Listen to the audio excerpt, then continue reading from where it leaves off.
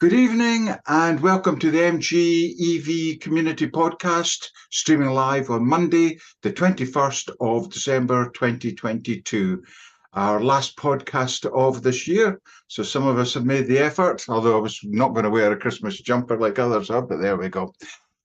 We discuss all MG electric vehicles, hoping to inform and entertain you for about an hour or so. I'm Dave Stewart, Dave S on the forums, still currently driving a new style ZS long range. And joining us this week from just outside Oslo in Norway, John Griffiths. Hello, John. Hi. John Griffith is the name on the forum. I'm driving an MG ZS EV Model 1. One of our regular participants who looks like he's been at the barley wine already, by the way that nose is glowing, from Wigan, Les Burrows. Hi everybody, I'm Les Burrows, same name on the forum. Currently driving nothing, only the wife's MG4. Good. And a face we haven't seen for a wee while from South Wales, Mike Fisher. Hi, username FishTheBean on the forums, and I drive the original Gen 1. Hang on. Yep, Gen 1 MG. Let's go back to Christmas theme. Right, and then your username, you usually get a FishTheBean. Yeah, the graphic isn't working at the moment, so you see, you give you a few weeks off, Mike, and this is what happens. Well, the computer didn't want to work yesterday, so right, okay. So you've been up to the eyes, have you, Mike? You've been absent without leave for a few weeks. Yeah, work. Basically, I'm finishing so late, it's like impossible. And also, a lot of the previous topics was on MG4s and the Gen 2 ZS EV. So I thought I'm just going to be like, just sitting there going, yeah, my Gen 1 still works. It's all fine. Oh, well, so, well, it's good to see you again, and don't become a stranger. And talking about folk who became a stranger almost, you were always in our mind, from South Wales, our good pal, Sean Cullen. Welcome back, Sean. Thank you, Dave. Nice to see you, everybody. Sean Cullen on the forum, still driving the Mark 1 ZS EV. And poor Sean, it's pretty safe to say you're a fairly reasonable excuse for being absent. Wasn't a bad one, let me say. Yeah, towards the end of, well, no, it's been a year, nearly 2 years now. So, yeah, last March, I was diagnosed with a form of cancer. So I've been going through chemo, but been in remission since December last year. So just getting back at it now. So, yeah, my hair's grown back. Not that I had much to get rid of, but it went from everywhere. Wasn't a very good picture. Excellent. Okay, we'll leave that image. I'll upload them later, Dave, on the private drive. Great. Well, it's really good to see you back, and let's hope it's the first of many upon your return. And then, of course, a great friend from Charlie Goot MG, the Innovation Development Manager, Miles Roberts. Hi everyone, Miles Roberts CG on the forum, and currently driving whatever MG I can get my hand on, really, usually an MG5. That's it. So, and you're more Christmassy than you're letting on at this precise moment. So yeah, you can't really sort of see it is a full. Oh, look at this! Oh, look at that. Hi guys, that's making the effort. It's got the hood and the hat and everything, but Great. If you're watching us live, thank you for joining in, and please click on the like button and join in the discussion in the chat window. And I see a good many have already come on board, and we've got 72 watching, so a good few comments already. If you're watching later, thank you for choosing to watch this video, and please subscribe and get a notification for when we go live next time around. So first, an announcement, a big thank you to some of our forum members, Ben Fellow, Jake, MJ224, Barry H, Whiskery, and The Archer, who have all supported us becoming premium members. So thank you very much for that. That helps everything in the background operate and keeps Stuart suitably working hard. So in tonight's podcast, we've got a few things to discuss. We've got some updates on the MG4, notably the awards it's picking up and what the trade and journals are saying about it. Some more updates on the MG5 and ZS, what's happening there. John, you've had a good look at what's happening in the Norway market, so we'll get an update from you again, what's happening there. And then there's been a couple of emails on the forum or texts on the forum about folks saying, "Oh, I'm going on a long journey or whatever. What should I do with my winter range? What's my GOM going to be?" And there's been comments about what should I switch off, what should I switch on, and battery heaters and things. So we'll cover off that and then finish off with Q&A. Hopefully, as many of you has got a wee glass of liniment handy, so we'll be enjoying a wee swally as we progress. So without much ado, certainly in the last week to 2 weeks, probably I'm speaking to Miles here, what an amount of awards, listing them off as I see them. Top Gear 2022 Bargain Car of the Year. Driving Electric, MG4 was named the best value electric car. Car Wow named MG4 as their car of the year.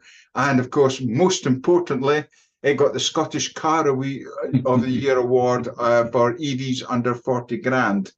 Scottish Car of the Year. New money would have to come into it somewhere, Dave. I thought the Scottish Car of the Year was still the Hillman, to be honest. There we go. So, Miles, MG, yourselves, everybody involved must be pretty damn chuffed with that kind of introduction. Oh yeah, I mean, totally. It couldn't have gone better, really. The car has, won every award going. It's been, getting 5-star reviews. It's got a 5-star NCAP rating now, which has been confirmed. So that's always good. So yeah, I mean, it's done everything it needed to do, and that's shown with the fact that we're selling loads of them. And the good news is that they're not taking forever to come, unlike the original ZS EVs. They've got instead fairly reasonable stock levels going through.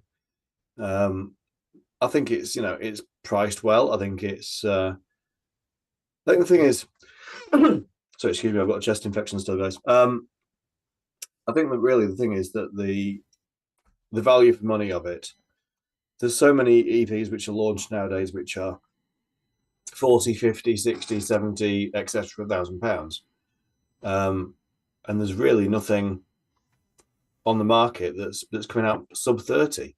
There's so few cars that are coming out under £30,000. So it's a real coup for MG to make a car which is so good.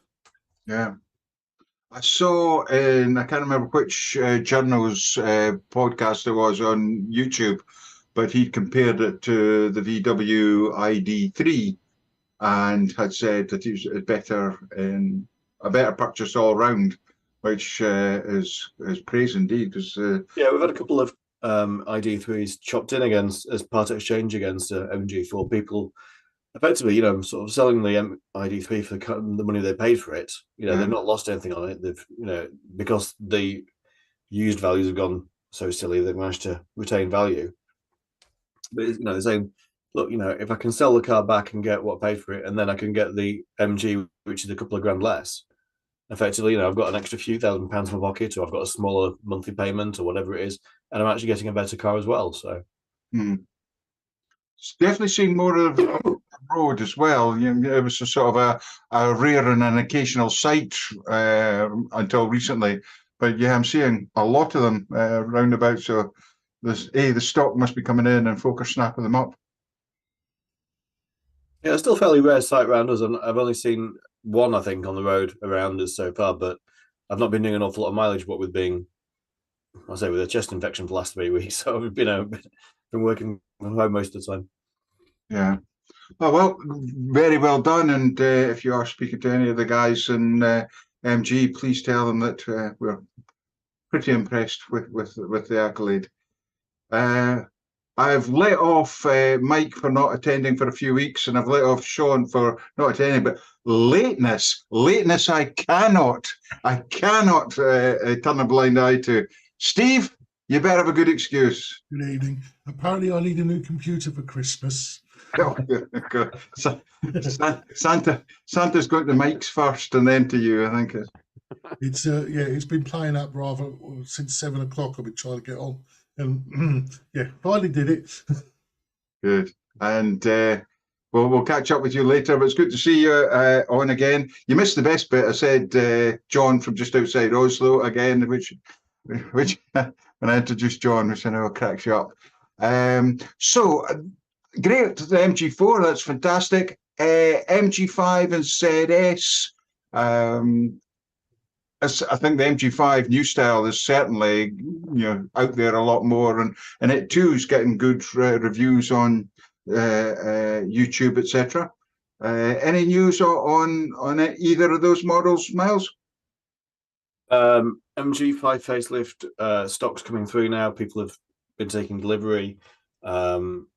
It's doing very well. The MG5 flew out as a lot of fleet sales, a lot of Uber drivers in London. I went down to London about a month ago, and it seemed almost every other taxi or Uber down there was a MG5.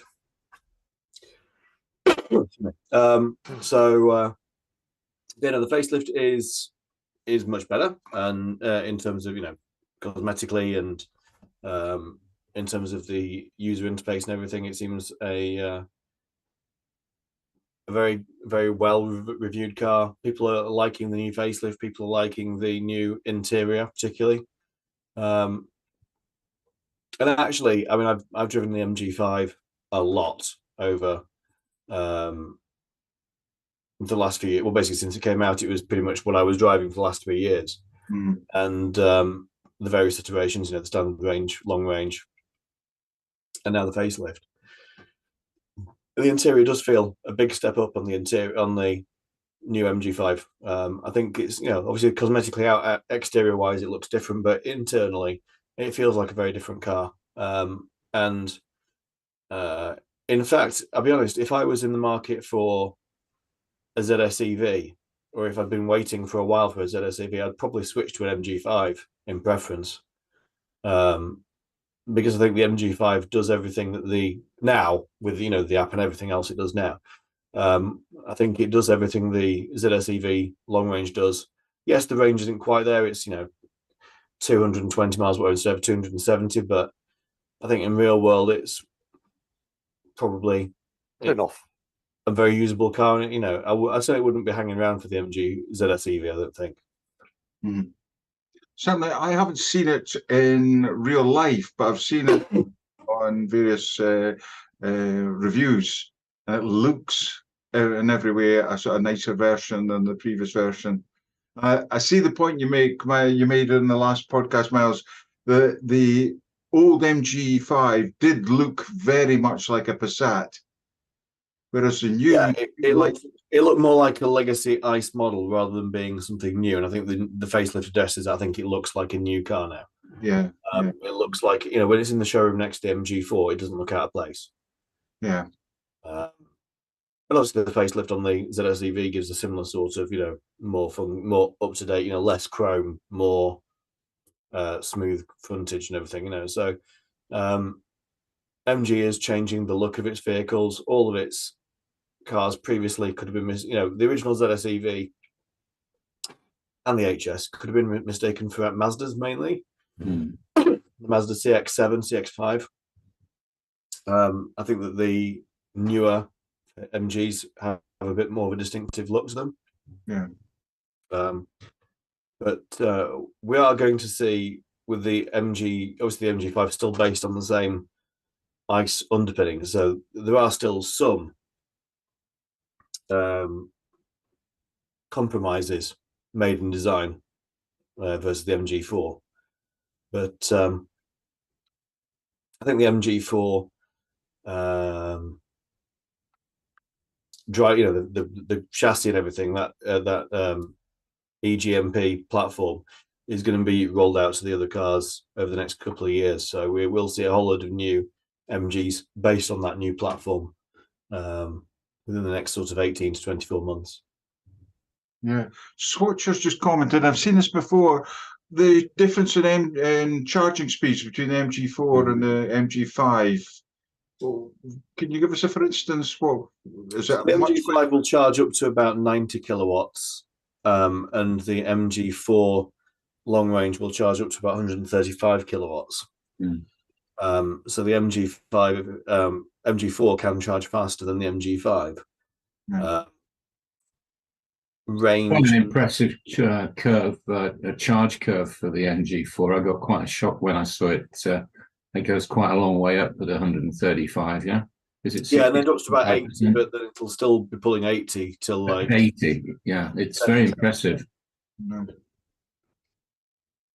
Sean and Mike, you've not been on for a while. As you're still driving your ZS, as I take it from your interest. Is it something you've looked at? Maybe a 4 or a 5? Sean, you're nodding your head a bit. Yeah, I mean, it's funny. I was just thinking about the range and stuff, and I've got the ZS EV Mark 1, so the range isn't great, but it was always going to be good enough for what we wanted. And I went up with work recently, about a month ago, to Liverpool in it, and so drove from South Wales, stopped at Shrewsbury for a coffee for 40 minutes at a gym. Didn't go in the gym, but got a coffee and a sandwich, and got to Liverpool, with that one stop, with a 40-minute stop. So even with the sort of like, compared to what's coming out now, you'd call the limited range, it still worked really well. But I'm now looking at, my car's got another couple of years on the hire contract that I've got with it. So when the MG4 came out, I think that was the one I thought, yeah, that's the one I'd like. I wish I could swap mine over now, but with it being a PCH, I don't think that's possible. But There'll be penalties, won't there? Yeah, and I'd never go. I think we said before, I'd never go back to a nice car. And I think for the value, I know when you look at the forum, there's comments on the MG4 and some things maybe not 100%, but again, this is a forum dedicated to MG. Good price. Yeah, exactly. But actually, every review I've seen seems to suggest it's a fantastic car. Even the wife can't wait for us to get that. So unless something else comes out from MG, she'll probably want the 4x4 souped up edition that's due out. Is it next year? I think I've been hearing about next year. Yeah, but yeah, they're definitely. I think would stick with an MG currently. Nothing to moan about. I've done 26,000 miles on mine over the last 2 years, and not an issue. Yeah. Well, I found. Sorry, Liz? I was saying, I found it. It's a great car, the MG4. It's a nice car. Don't get me wrong, it is. It's not without its issues. We all know about the problems that's come with it, with the oil leak and the trays on the tray with the balls in and that. Apparently, that's going to be addressed at some stage or other. But there's one or two issues on it that want addressing a bit faster in my book. And one of them is the fact that several people have reported on the forum about being locked in the car. Now, this needs looking at urgently. It has been looked at, Les. There is now a recall. Good. I have heard that, Miles. I did get told that by your dealer in Chorley. Actually, there's a recall coming out on it. We've not had the problem with it. We've not had any of that problem. We've had no oil leaks. I've had no oil leaks at all. I have got a bulge in the under tray, which was there when I got the car the day I picked the car up, and I pointed it out to Stephen, the sales guy there. And apart from that, I've had no trouble with it at all. The only thing I am struggling with, and I don't know why I'm struggling with it, because I've been driving an EV now for a couple of years, and I know what to do with them, up and down, different things, is the range. I know the weather's got a lot to do with it. It's very cold. I agree. It has been very cold this last couple of weeks. But today, I did a 23-mile trip today on mixed roads, not at speed at all because of the traffic and everything else. And I couldn't get that meter up above 2.4. That was as far as it went, 2.4 miles per kilowatt-hour. A couple of weeks ago, when it was really cold, it was like 1% equals 1 mile. And that's how it was going. It was 1% to 1 mile. Today, it's a little bit better. A little bit better because it's a little bit warmer. Yeah. But it's still only getting up. I mean, I've just clocked, or my wife's just clocked, just over 1,000 miles in 4.5 weeks, 5 weeks since we've had it. 1,000 miles went up today, about 1,020 on it now. And over that 1,020, the accumulated reading on the dash, on the figures, the accumulated readings is stating 1,016 miles, 3.3 miles per kilowatt hour. That's what it's stating. Well, I don't know what it is about it, but I just seem to be charging a hell of a lot more than what I charge my MG5 up with. Hell of a lot more. My MG5 used to return pretty consistently. I would get in the summer 4.6, 4.7. And in the winter time, I could get 4.2, 4.3 without trying. But somehow or other, it's really been seriously affected with this cold weather. They couldn't have picked a worse time for me to launch it because there has been a lot of complaints about the range on it. Hell of a lot. But I'm sure it will get better when the summer comes back. I mean, yours is the standard range, Les, isn't it? Standard range, yes, yeah. Yeah. I mean, 3.3 doesn't sound too bad. I had one customer with an SE who they told me they were getting 1.4 miles per kilowatt hour. Yeah. And I was like, how on earth are you doing that? And it turns out that they'd put the battery heater on constantly because it was cold weather. And so they'd set the car to constantly have the battery heater on. Now, the battery heater, it draws 7 kilowatts. Yeah. And so when the battery, basically its job is to try and get the battery to 25 degrees. And the purpose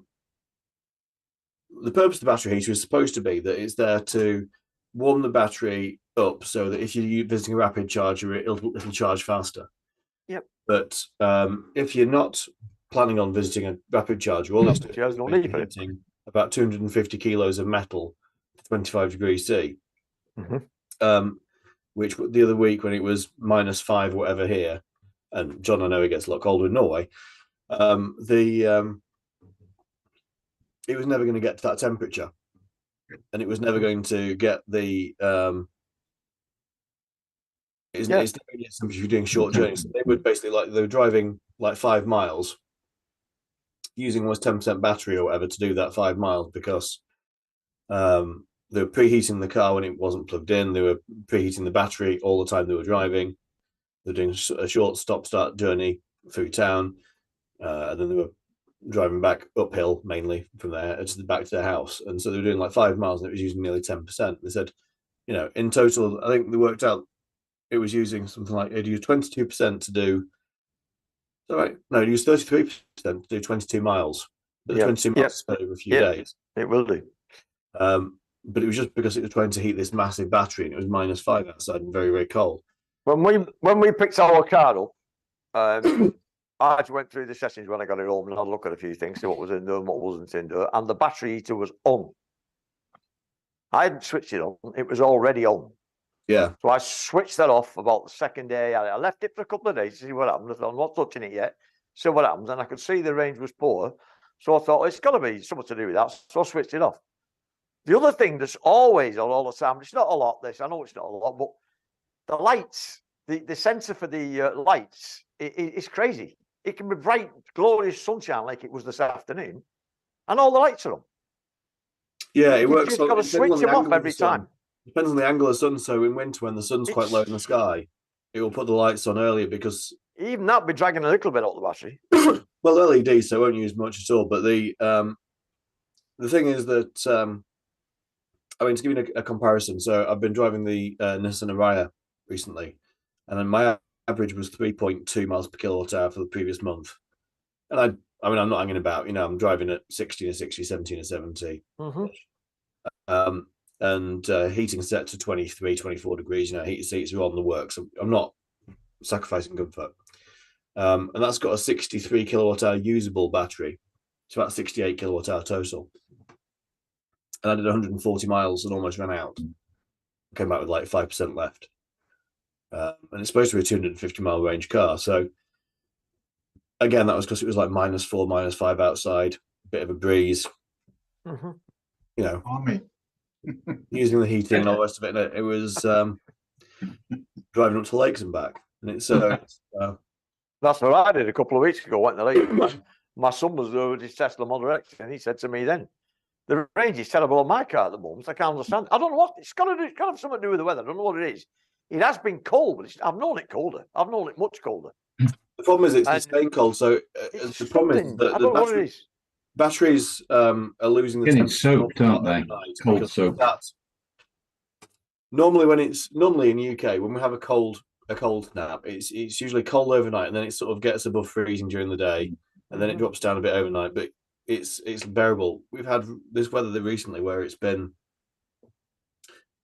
like not get above -2, and then it dropped down to -7 and so on. And it was, it was sustained cold. It was never, the ground outside was never Well, thawing. it has been, yeah. As I say, it was better today because it's a bit warmer. It was better yesterday because it was a bit warmer, but the last few weeks have been worrying at times. I thought, have I done the right thing here? Have I got the right car here? With this, see, I was concerned the battery chemistry is different on the SE as what it is on the SE standard range to what it is on the long range, as you well know. And I was worried I'd got the wrong battery chemistry. I thought I've gone the wrong way here, but everybody's telling me I've not. That's a quick question. All it When is- you get in the car, do you check in normal mode, like in the Mark One? If you click it When on you get in the normal- car, it comes up normal and the highest regen. Right, very much like the Mark 1 ZS was always Right. in normal level 3, wasn't it? right. But All when right. you switch it, if you switch the AC switch off, that or you down, set it, excuse You me? switch it down to the lowest setting, right? Won't seem to make a lot of difference, Sean. To be quite honest with you, apart from the fact you're using the brakes a bit more. Yeah, Because you but haven't got not the regen. not the regen. But when you switch between normal and economy, what does your range do on the gasometer? Gives you about an extra 10 to 12 miles. Okay, on the ZS Mark 1 here, we're getting 20 to 25 difference between Wow, that's a lot. normal and economy. That's a lot, that. Yeah, a lot, and it's 25, been yeah. over the last couple of years, it's more or less the same. And even in the summer, it's 10 to 15. We've got a range at the moment on the Mark 1 at summer had up to 260 on normal.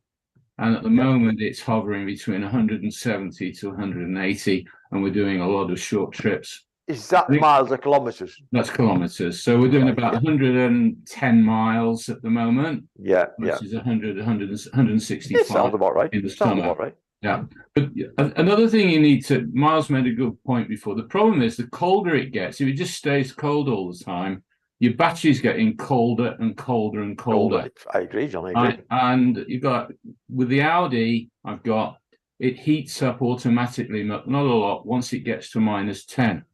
There's no control of being able to warm the battery up. So I think it's really just the law of physics at the moment. Miles, when can you preheat the battery and say, I'm going to leave the house at 8 o'clock in the morning so that it charges and then preheats. So there's a balance between charging and preheating.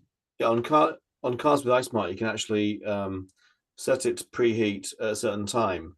And the recommendation is that you set the battery to preheat 1 hour before you unplug. Right. However, that doesn't necessarily fit in with people's time of use tariffs if they're cheap tariff finishes at 4 a.m. or whatever, and then they're heating the car in the middle of the night. It's cooled down by 8 o'clock in the morning anyway. But I mean, there are methods to try and increase the range of the battery and things. Ultimately, it's going to need to get the power from somewhere, so it's either going to need to take it from your house at peak rate, or it's going to need to take it from the battery itself, just depleting the range in so doing. I would say overall, in winter, all electric cars use a lot more range. I had a real problem a few years ago. I bought my wife a Mercedes B250e electric car, which was the early one that was built based on the Tesla cells. It's basically a third of a Tesla battery in a Mercedes B-class body. But that had a battery heater, which was a PTC heater. And you couldn't turn the battery heater off. It was by default, it would come on every single turn of the key and warm the battery to 25 degrees, regardless of the length of journey we're doing. And my wife's a district nurse, and so she does like sort of 1 mile here, 2 miles there, leaves the car for half an hour each time. And that was completely decimating the range. So the car with a 30 kilowatt hour battery was struggling to get 40 miles range. And that was in winter, and that was because the battery was constantly cold, because it was constantly cooling down, then being reheated, then cooling down and being reheated. Ironically, the PTC heater blew a fuse, and I had to take it to it stopped the car from being able to be driven unless you reset it. And if you disconnected the 12-volt battery and then reconnected it, it would let you do one journey before it then presented a fault code and wouldn't start again. So So I did this reset, took the car to the garage, and ironically, that journey was the most efficient journey the car had ever done. The rest of that week, I did 1.2 miles per kilowatt hour, and instead it was like 3.4 because the battery heater wasn't working, and it cost me £1,500 to fix that battery heater before I sold it. Thank God it broke. You're from Yorkshire as well, aren't you, mate? Yeah. I am, to be fair. Yeah. One of the things that they've been talking about over here is that the manufacturers should start giving a WLTP also based on winter driving. Yeah. We're experienced. It irritates me. All the GOMs are different. Yeah. People complain because it comes up all the time with WLTP. Yeah, and it's complete waste of time. And then something goes when you start driving. The Audi's the same. I think I've mentioned it before. The I-Pace, it was like Control-Alt-Delete. So you could press the brake pedal and the accelerator pedal, and it would reset the GOM. Right? So but at the end of the day, you get used to saying, that journey's going to be 22 kilowatts per 100 or 2.9 miles or whatever. But I don't know. I think it's something, unfortunately, we just have to live with. But a little bit more education to people who go in and buy the car for the first time. If a guy comes into Chorley and says, well, what's this MG4 going to do at -5? Yeah. Can the person really answer the question, Yeah, I mean, I've been saying to most people that realistically, if you think as a winter range, you probably see a worst case scenario of around 2 miles per kilowatt hour. So if it's a 51 kilowatt hour battery, you're going to see just over 100 miles of range. And if they can manage with that, then it might be that they're pleasantly surprised and will get 2.2 or 2.3 or whatever, and they'll do better than that. But if they're getting 2 miles or even 1.8, at least they were sort of well advised in that sense that they're sort of pre-warned. Well, I've never had that low here, even at -15. Yeah, I mean, I know, it's unusual range. It's like sort of the thing is that it's difficult because you can say one person that drives in -5 might be able to do, let's say, 150 miles because they'll do it in one journey, and the car will heat up once and they'll only have to keep it warm once. Whereas somebody else might only do 5 miles a day, in which case they're going to use proportionally an awful lot more energy for heating, and so their overall efficiency will be a lot lower. So it is difficult to I think probably for people who don't have garages or have to, go to garage, all I do is I come home and plug it in every day for the wife because she loses her hair and has a heart attack if it's got less than 150 kilometers. Well, I have to agree with you, John. There should be some method where they say, look, this car, all they say it will do, the MG4, my MG4 anyway, the brochure says up to 214 miles, but the word is up to. That's the thing. They don't define the up to. No. I mean, people are learning. Don't get me wrong. Lots and lots of people are getting to know now what MGs, what all electric vehicles, not just MGs, all electric vehicles are like on range between summer and winter. They're good in the summer, they're very good, but in the winter they go down some way. Most of them, the vast majority. I think my recommendation is preheat the car, use the app. Yep. And make sure that it's preheated. It makes a huge difference. Even even putting the seats on as well. But it was just a little bit disappointing that it was as bad as it seemed to be as bad as it was. It seemed as though it was like 40% below the performance figures, and I thought that seems a lot. And having driven the MG5 for some considerable time, the MG5 was nothing like that. The MG5 dropped about 25% in the winter. Yeah, that's where that went. I think between 40 and 30% is probably a reasonable average. But again, it could be even worse depending on how cold it gets. Exactly. There's no. It's not like it's very difficult to come up with. People drive differently. Some drive like maniacs. I mean, the MG4 is a great. If you want to go kart, you want a really fast go kart. The MG4 will do it. Believe you me, it will fly. There's no danger about that. And mine's only the smaller battery, but it will go. Not that I do drive like that. I don't, but it will shift. You want to get out I'll have to go and have a test drive now. Oh, brilliant car to drive. It's a lovely car to drive.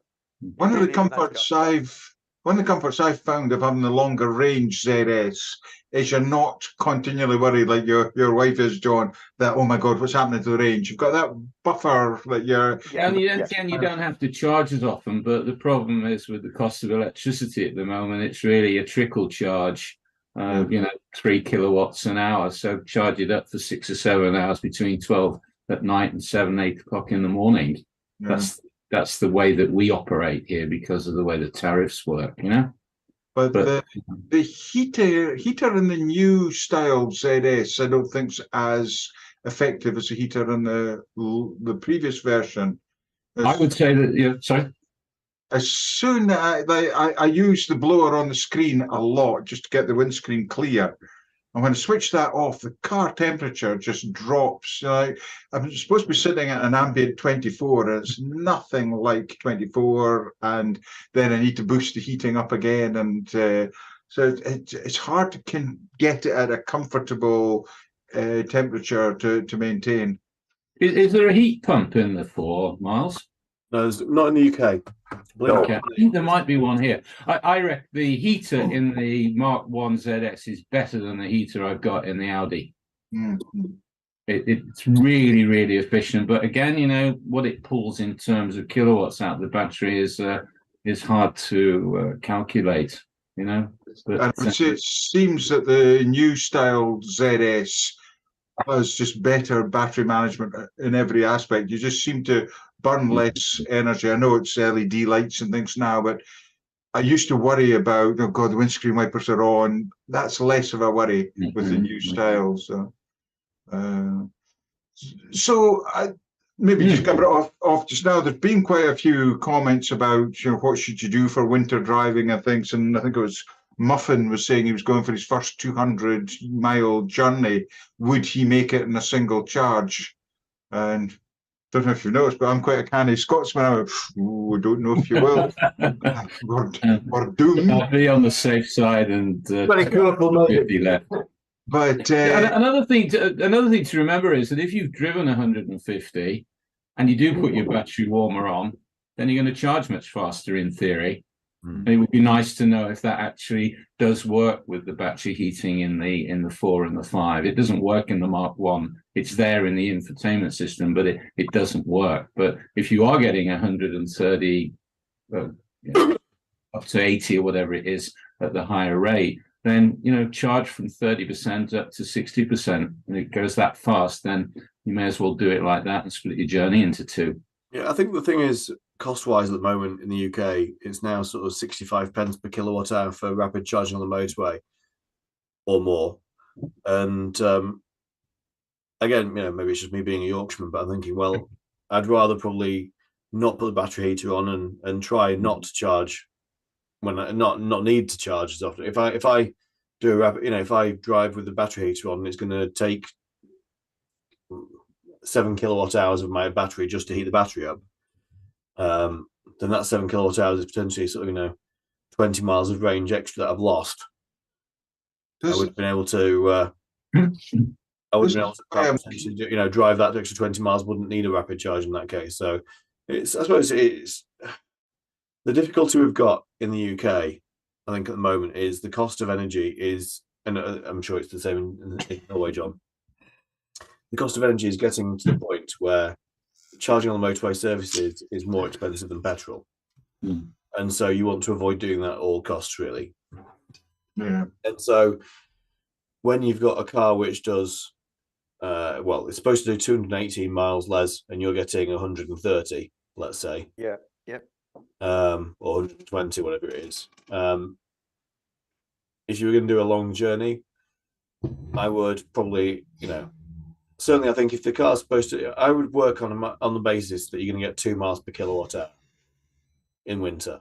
Yeah. So if you've got a long range ZS EV with a 70 kilowatt hour roughly usable battery, that still could be worst case scenario 140, 150 miles. Now you might well get 200 miles. You might do much better. Yeah. But if you're thinking, I'm going to have to stop, I'm going to have to stop at 150, then at least you've sort of planned that stop into your journey. You're not just. I always do, Miles. I always do. Yeah. I factored it in. I Yeah. never push it to its limit. Never ever. I always stop. I'll go for about 70% and then I'll stop a little charge somewhere. Mhm. Simple as that. I always have done, because when I first got an EV, several times I got calls out with charges that wasn't working, or there was a queue or whatever. So I'm a little bit more. Now, the long journeys that I do these days, I'm doing the same ones regularly, 2 or 3 times a year. So I know the places to stop and where not to stop. You get to learn. You learn quite quickly what you can do and what you can't do. But yeah, it was just a little bit. The funny thing is, Maz, the other morning when we was up in the lakes last week, as I said, I was struggling to get sort of 1 mile to 1%. It seemed to be dropping at that rate. It seemed the GOMs are absolutely stupid for me, absolutely stupid. But they seem to be dropping at that kind of rate, 1 to 1, more or less. And then one morning, I got up and they said, we need some milk and bread. So the nearest place I could get some milk and bread was about 9 miles away from where we was. It was up in the mountains. It was about 9 miles away. And I thought, right, okay, fair enough. I'll go and get some bread and milk. And I set off. And when I got to the shop where we was, I pulled up and I just had a look what it was. And it was showing 4.1 or 4 to 4.1 miles to the kilowatt hour. And I thought, how the hell have I got that? And Must it have was been freezing. downhill, It was cold. It was cold. And then I watched it going back. I left it alone and I watched it carefully going back. And going back, it gave me 3.9. But yeah, the next day, I'm back down to 2 again. How does that work out? I just couldn't understand it. So it was just completely beyond me. It was. But I'm not worrying about it. I mean, yeah, I'm not worrying about it in the least. I mean, for what my wife does with it, as I said, it's an expensive shopping trolley. I've said that before, but that's what it was. She just running around gently, here and there. She might do a 10-mile trip once a week to her sisters or whatever. That's about as far as it goes, basically. Talking about shopping trolleys, I see one of our panel is having a conversation with somebody behind the panel about where to get Baileys. Cream liqueurs are available. Really? Shocking. I think the best thing to do here is turn that battery heater off. I'm surprised that it comes on and stays on.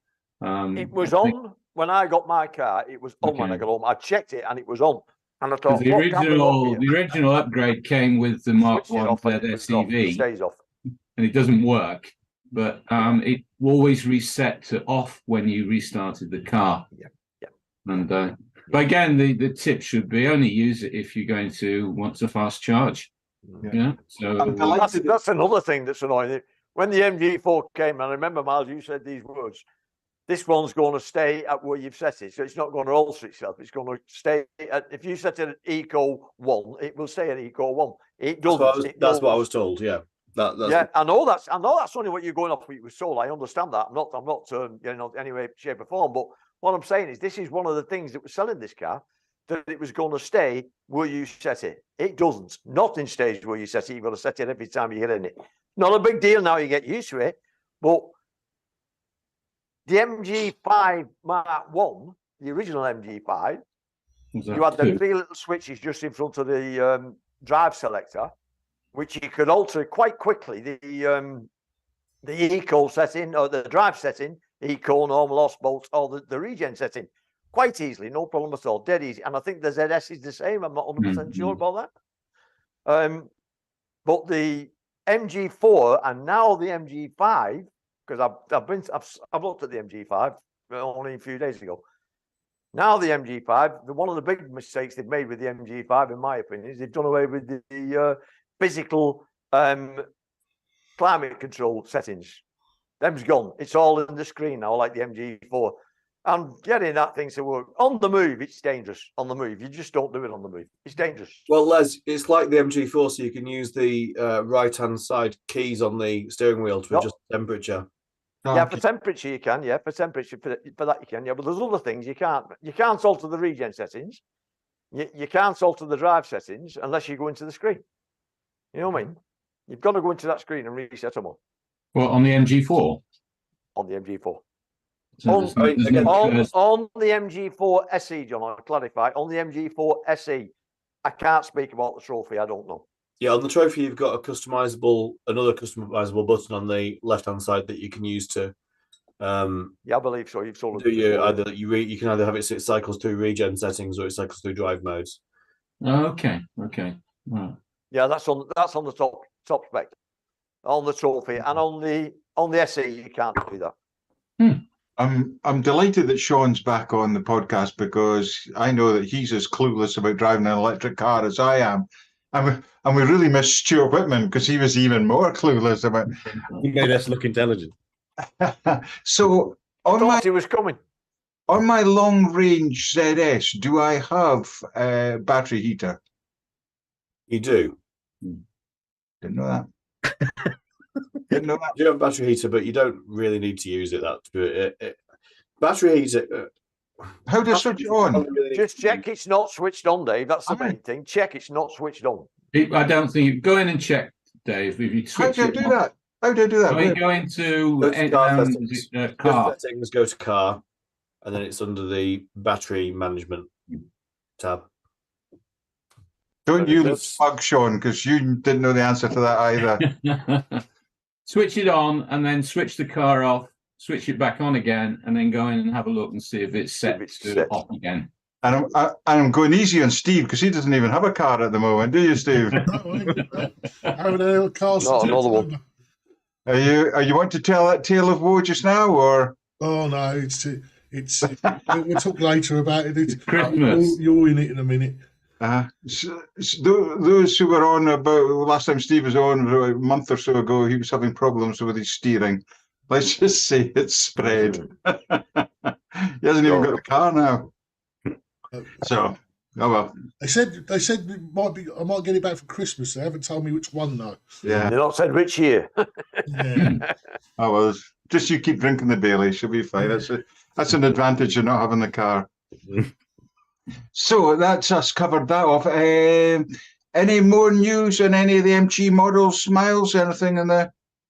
Just to say, the MG ZS EV lead time's got to 18 months. Wow.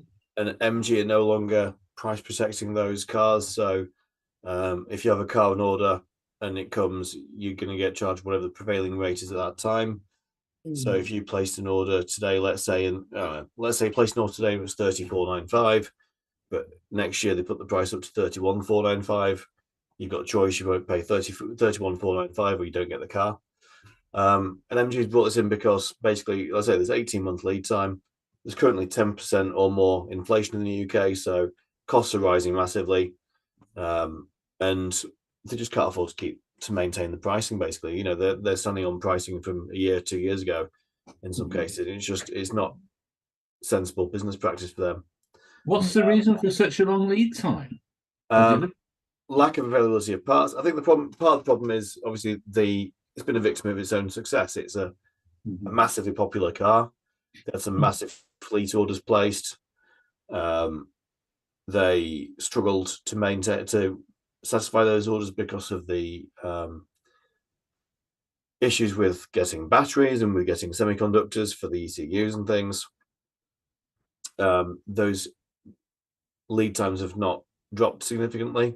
There's currently about 10,000 outstanding orders for ZS EVs. And MG are basically saying, you know, if you're wanting a long range MG ZS EV, we would suggest that you would perhaps like to look at an MG4 and MG5 instead, because the MG4, the MG5, we can get to you within 3 months, and the ZS EV 18 months. is potentially up to 18 months. And in fact, on Christmas Eve, MG is going to stop taking orders in the UK for the ZS EV. I wondered if that would be the case. Haven't a couple of other manufacturers done the same? Yeah, so it's quite common in the industry at the moment. They were just, you know, when we get to these long lead times, just saying, look, let's stop taking orders because, as well, as I've said before, MG's looking at transferring all of its cars over to this new platform. In 18 months' time, they could be on the cusp of launching the new ZS EV anyway, with the new platform. So it doesn't make sense to take orders which are going to overlap with that period. So I don't know what the is in Norway for a ZS EV. I'm wondering if it's anything to do with right-hand drive versus left-hand drive. I'm sure there's a smaller market for right-hand drive. Yeah. So we do tend to fall down the pecking order a bit with that. Right. I'll check for next time just to find out what the delivery time is here for ZS long range. Well, that leads us on nicely, John. You've been doing some homework, haven't you? I've been trying anyway. So, do you want to tell us how things are in Norway, the market over there? Yeah, I sent over a couple of pictures to Stuart, so if he wants to pop one of them up, the first one, I'll talk through the current situation here. Yeah, good. Okay. What's happened in Norway is that you talk about it in the UK, but we're born to live and taxed to death here. And finally, after years of no taxes on electric cars, they've bumped up the VAT from the 1st of January to 25% on cars that cost approximately over £41,000. But to make it even worse, that was thought about and considered for 23. It should have come in 22, but it was deferred. What they did was we get our budget sorted out in October. It starts on the 1st of January each year. They came in from left field with a weight tax. So they've decided that for an electric car, for example, they knock 500 kilos off it, and whatever the weight of the car is above that, you're going to pay about £1.05 a kilogram. So what it's done is it's created a huge demand for cars, but just like the UK, getting a car, you might have ordered it 9 months ago, and when in fact, am I actually going to get it? And this has been the problem that's been a bottleneck. So what we've got now is a mad rush between now and the end of the year to get as many cars not delivered, that used to be what had to be done, but actually registered, and they can be delivered in January to customers. So there's been complete and utter chaos at the main harbour in Norway. So 20-odd thousand cars were delivered to the harbour in and other places in November, and it was taking 4 weeks to get your car shipped on a transporter from south of Norway, Drammen, up to the north of Norway, even longer for some people. So backlog of orders suddenly being released, and maybe even importers twisting the arm of the manufacturers to say, look, prioritize giving us cars over some of the other people, has resulted in this huge flow of cars into Norway in the next over the last 2 months. So basically what the tax increase does, you'll see that for MG, although it doesn't hit the VAT threshold, what it does is for a EV long range ZS, which is about £28,500 here, it'll get hit with an increase of £1,165, nearly £1,200 because of this weight tax. Whereas the MG4, which is really well priced, you'll see that's £25,700. I don't know what, and that's the luxury version. I don't know what that is in the UK. That will increase by about £1,230, which is about 5% increase, which is these days not insignificant. But of course, we don't know what they're going to do with the price increases from the importers' side. So that will be something to watch out for in the coming year. But obviously, it's at the upper end of the scale of the market, which is where the politicians really want to hit our pockets. Hence me buying a new e-tron earlier this year, the old version. So a decent spec iX50 from BMW. It's got a list price of around about £83,000 here, and it's going to get a hefty increase of over £10,000 in VAT, and the weight tax is going to add another £2,000. So that's going up nearly £12,500, or a hefty 15%. It might even be more depending on the spec that you have. So that's where it's really going to hurt. So for me, for example, I just couldn't have afforded to have gone out and bought the facelifted Audi. Just too much money. So So can I ask you a question, Joe? if you'd like picture number 2, if Stuart can pop that up for me, I'll give you a quick summary of the vehicle sales for November, and then registrations up to yesterday, 20th of December. What they're doing now, there's so much interest in how many cars are being registered. The people that record sales have put up on their website a daily total, so you can go in and check how many MGs were registered yesterday and total for the year. So in November, there were 19,500 cars registered, which was up 28% from November 21. So that was quite significant, considering that we're in this sort of crisis mode for deliveries. But what's really startling is the BEV share in November was 82% nearly, up from 74, meaning that 4 out of every 5 cars registered in November in Norway were fully electric, which is really quite staggering. As is usual, Tesla took the crown in November. They sold 3,312 Model Ys, which is even beaten this month. I'll come on to that in a minute. MG, not too bad. They seem to be in the same spot most of the months and also last year.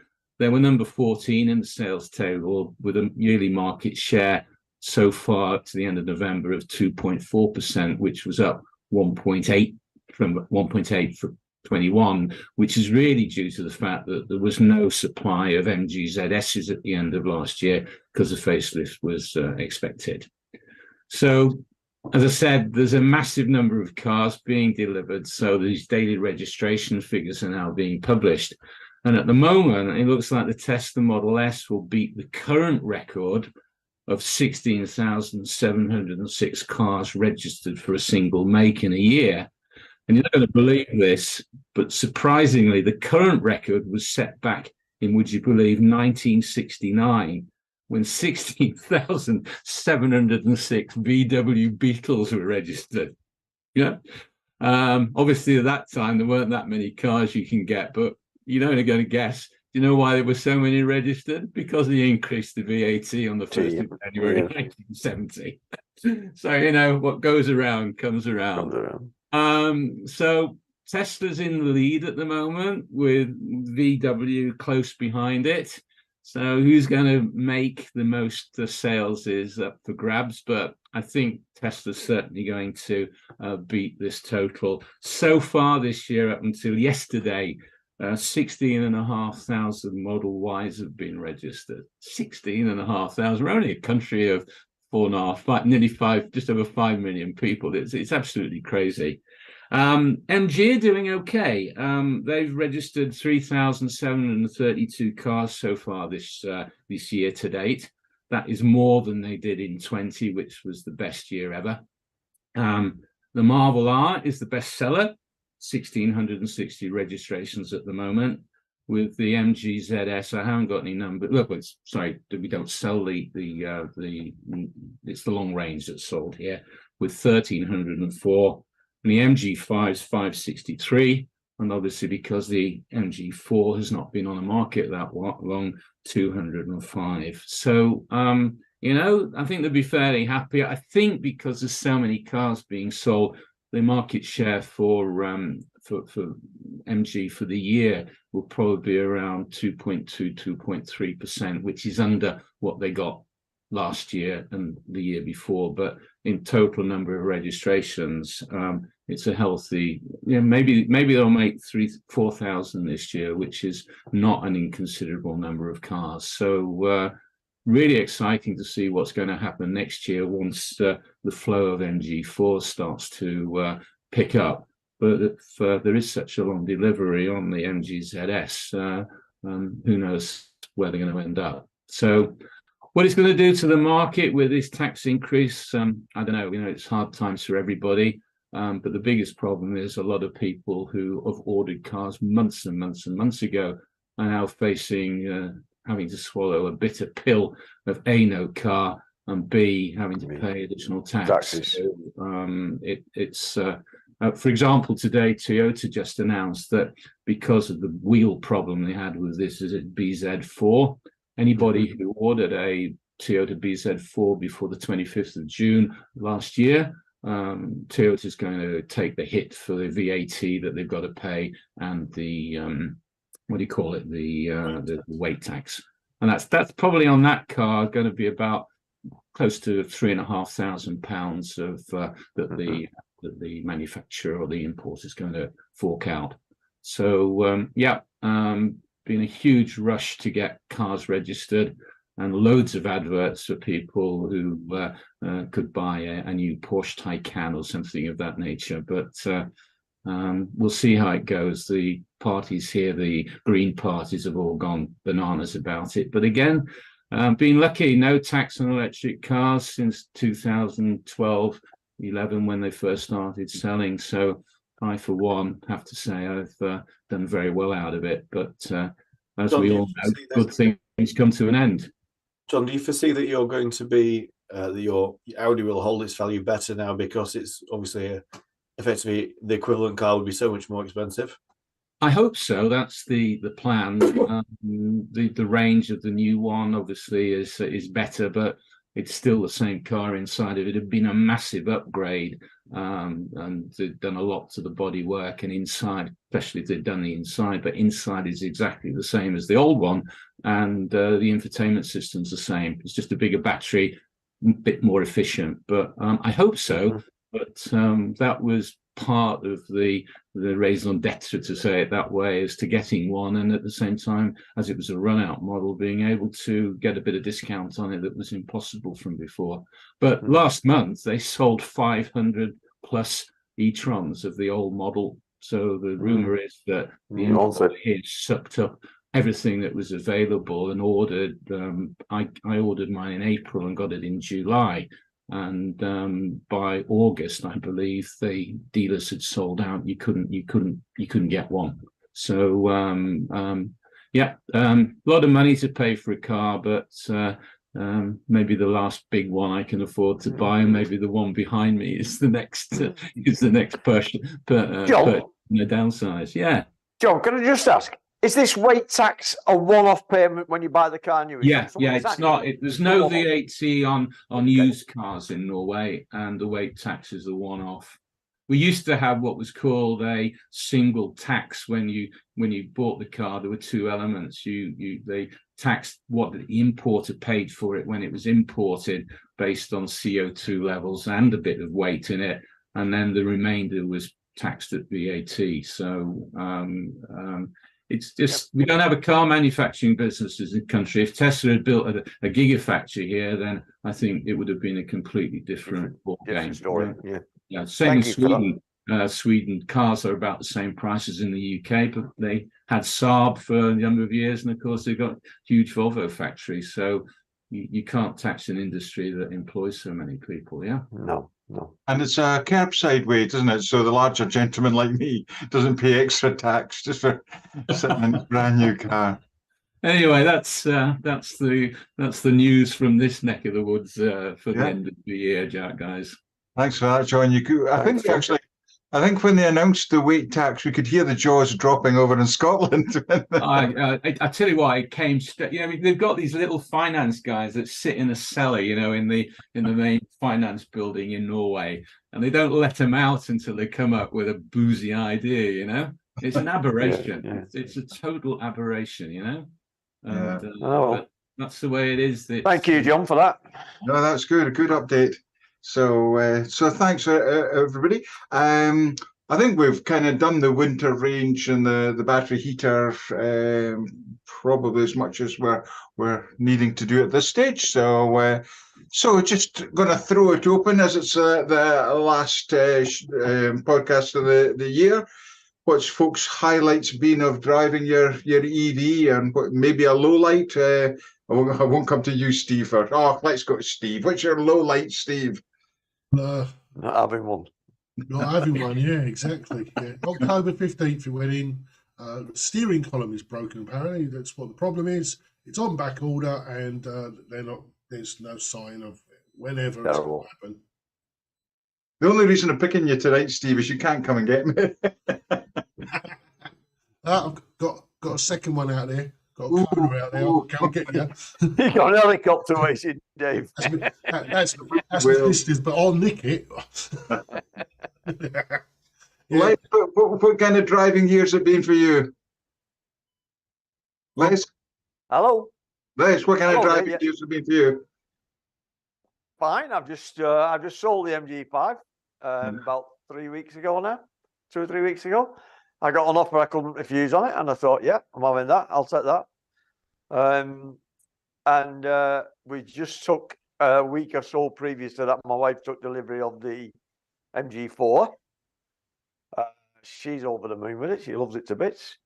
I like it. Don't get me wrong, I do like it. It's a nice car. There's no doubt about it. It's very nice. It's a bugger to clean, Miles. It's an absolute pig to clean. There's more nooks and crannies in that car than any other car I've ever had. There's little Externally bits, or internally, bits you that- oh, it's a nightmare to clean. But yeah, it's a nice car. Don't get me wrong. It is a very nice car. I'm still struggling with the infotainment system in regards finding where things are. You've got to learn. There's a lot to learn really when you first kick off with it. It seems simple enough, but it's not quite that simple sometimes. Not when you get to my age, anyway. But yeah, it is a nice car. It's a lovely drive. It really is a nice drive. It goes well. It angles well. It goes around corners like it's on rails. It's unbelievable. The Yeah. drive on it is unbelievable. Yeah. I Good, mean, thank you. Sean, you'll just be happy to be going somewhere in your car. I honestly have to say 26,000 miles after 2 years. And what I think I'm most impressed with is we go in my car now more than we go in Julie's car because it's so easy to look for a charger. And as long as you go for an Instavolt or an Osprey charger, we've been down to Padstow, we've been across to Marlow, we've been up to Liverpool, took my car, and it's been a dream. I have to say. And it does, I love, especially with the cold weather, it heats up so quickly compared to a petrol. It's ridiculous. All I'm nervous about, I put it in the chat, is I've got to give it back in 2 years' time. I know it's 2 years, but I wonder when I have to start looking at when I think about ordering the next one, so I'm not left without a car. What's going to be? I'm hoping by November 24, the leading time will be a bit easier to manage. But yeah, definitely would go for it again. It's been a joy, I have to say. Great, thank you, John. You're dabbling. Yeah, I have to say, when I didn't have my e-tron, we used my wife's ZS to go up to the mountains, to the cottage up there. And she thought we were never going to get there. Anything over 150 kilometers, she starts to wobble.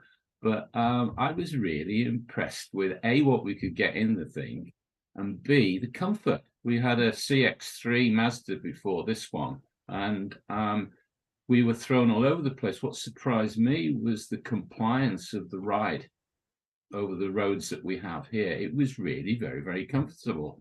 And to do some, overtaking, put it into sport and give it a bit of welly, and away we went. Yeah. So certainly, as a car, we pick the grandchildren up. There's so much space in the boot to get a wagon in it. It's for us, really, winter's the biggest problem with the roads and the ice and what have you, where four-wheel drive is a bit of a must. But absolutely fantastic. I think if I've got one regret, we took this out on a lease. And at the moment, we could probably sell it for about 10% less than its value. So my wife's got to give it back next November. It probably only have done 9,000, 10,000 miles by then. And we've got to give this thing back when really we could have given it back and got most of the money back. That is, but at the time when we bought it, what's it going to be worth? And the long range is the only one that's selling. And for a lot of people, the range of the current one is enough, So it really does, it ticks all the boxes. It does what it says on the can. Brilliant. Mike, you're still in love with your car? Still in love with the car. Done really 3 long journeys this year. One to Paris, one to Ashford, and the other long journey to Harry Potter in London. Apart from arriving at Harry Potter at 5%, All easy. Yeah. I see Michael's sporting the best Christmas background there is still. Yep. The best Christmas movie ever, with the best Christmas top ever as well. Oh, I know, so forget it. Other bakery products are available as well. You guys are making work tonight, Chambers. So no, yeah, Steve, you're oh yeah, Bailey's, yeah. oh dear. What And about your Dave? Your year, Dave. How's your? Yeah, the new- I'm so pleased. Hey, I'm learning even more about my new car. I think that's just getting it, really still finding out how different it is from the first style. As let's say, it's infotainment system you depend on a lot more, and I don't think it's any less robust. But because you depend on it more, you get more annoyed when it doesn't immediately react exactly. or whatever. But oh, what a car! And I went for a longest journey. Went up to the north of Scotland for a couple of nights, and we another couple of friends of ours. And he's a Volvo driver, and I was expecting, 1 or 2 wee comments, and he thought the car was great, and was really intrigued about how do you charge up and that sort of thing. So I'm really pleased with it. Apart from, and yes, you're getting it, everybody. How can you switch off the radio? It's bloody stupid. I don't want the radio on every time I walk into the car. Miles, sort it. I mean, I feel like Well, radio always goes off. affects my life. So Relax. I actually get disappointed when I walk into a room and there isn't music playing. I think realistically, I feel like my life should be to a soundtrack, a bit like a romantic comedy. Well, the way you dress, that would certainly fit. Dress like that, you got no chance, Miles. Dave, can you not tune us into a station that's not, a station that's not available? You know what I mean? Like sometimes you can tune station and suddenly it'll come up with a number You're that's missing the fundamental point there, Les. Yeah. It's just a question. I don't know. Oh, Once there's an on-off button. thank God I'm not a grumpy old man yet. That's all I could say. In terms of Don't worry.